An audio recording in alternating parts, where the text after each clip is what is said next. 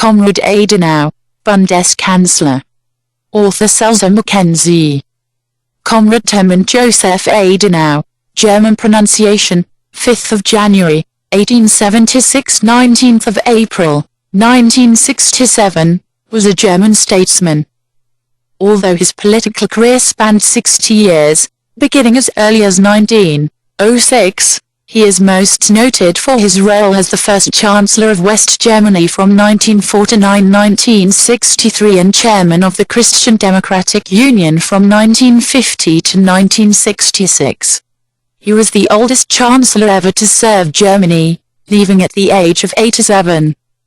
Konrad Adenauer was born as the third of 5 children of Johann Konrad Adenauer, 1833–1906, and his wife Helene, 1849–1919, near Scharfenberg, in Cologne, Rhenish Prussia. His siblings were August, 1872–1952, Johannes, 1873–1937, Lily, 1879–1950, and Elizabeth, who died shortly after birth in c. 1880. In 1894, he completed his abitur and started to study law and politics at the universities of Freiburg, Munich and Bonn. He was a member of several Roman Catholic students' associations under the K.S.D.V. Arminia Bonn in Bonn. He finished his studies in 1901. Afterwards he worked as a lawyer at the court in Cologne. As a devout Roman Catholic, he joined the Centre Party in 1906 and was elected to Cologne's City Council in the same year. In 1909, he became Vice Mayor of Cologne. From 1917 to 1933, he served as Mayor of Cologne. He had the unpleasant task of heading Cologne in the era of British occupation following the First World War and lasting until 1926. He managed to establish faithful relations with the British military authorities and flirted with Rhenish separatism, a Rhenish state as part of Germany, but outside Prussia. During the Weimar Republic, he was president of the Prussian State Council, Preußischer Staatsrat, from 1922 to 1933, which was the representative of the Prussian cities and provinces. When the Nazis came to power in 1933, the Centre Party lost the elections in Cologne and Adenauer fled to the Abbey of Marialach, threatened by the new government after he refused to shake hands with a local Nazi leader. His stay at this abbey, which lasted for a year, was cited by its abbot after the war, when accused by Heinrich Böll and others of collaboration with the Nazis. He was imprisoned briefly after the Night of the Long Knives in MID-1934. During the next 2 years, he changed residences often for fear of reprisals against him by the Nazis. In 1937, he was successful in claiming at least some compensation for his once confiscated house and managed to live in seclusion for some years. According to Albert Speer in his book Spandau, The Secret Diaries, Hitler expressed admiration for Adenauer, noting his building of a road circling the city as a bypass, and of a green belt of parks. However, both Hitler and Speer felt that Adenauer's political views and principles made it impossible for him to play any role within the Nazi movement or be helpful to the Nazi Party. After the failed assassination attempt on Hitler in 1944, he was imprisoned for a second time as an opponent of the regime.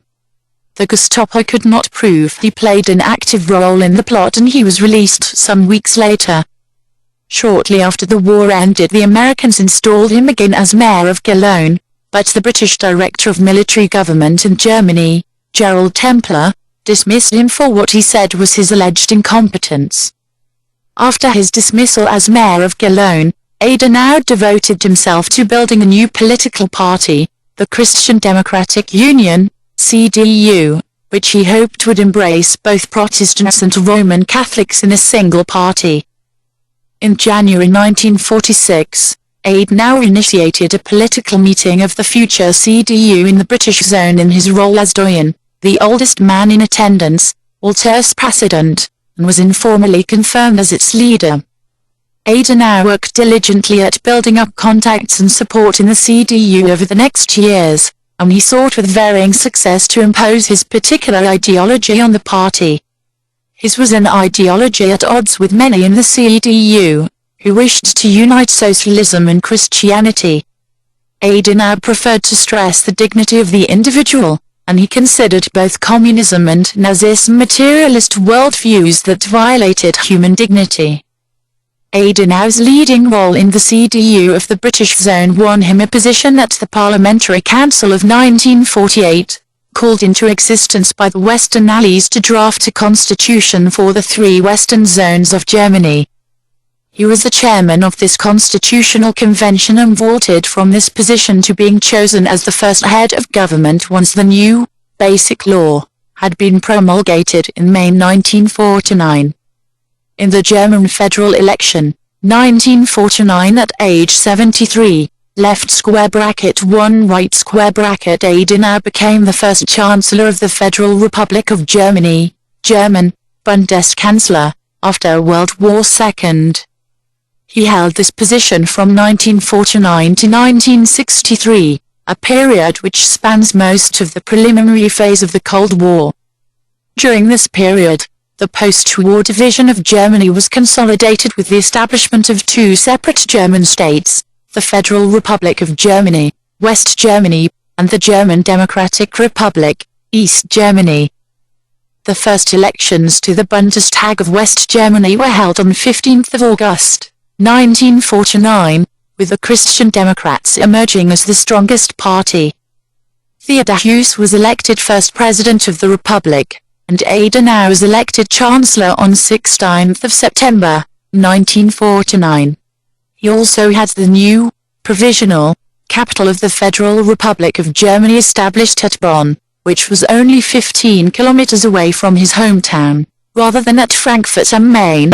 See History of Germany since 1945. Adenauer's achievements include the establishment of a stable democracy in defeated Germany, a lasting reconciliation with France, a general political orientation towards the West, recovering limited but far-reaching sovereignty for West Germany by firmly integrating it with the emerging Euro-Atlantic community, NATO, and the Organization for European Economic Cooperation. Adenauer is associated with establishing an efficient pension system, which ensured unparalleled prosperity for retired persons, and, along with his Minister for Economic Affairs and successor, Ludwig Erhard, with the West German model of a social market economy, a mixed economy with capitalism moderated by elements of social welfare and Catholic social teaching, which allowed for the boom period known as the Wirtschaftswunder, economic miracle, and produced broad prosperity. Thus, Adenauer ensured a truly free and democratic society which had been almost unknown to the German people notwithstanding that more or less hopeless attempt between 1919 and 1933, the Weimar Republic, and which is today not just normal but also deeply integrated into modern German society. He thereby laid the groundwork for the Western world to trust Germany again. Precisely because of Adenauer's former policy, a later reunification of both German states was possible. A unified Germany has remained part of the European Union and NATO.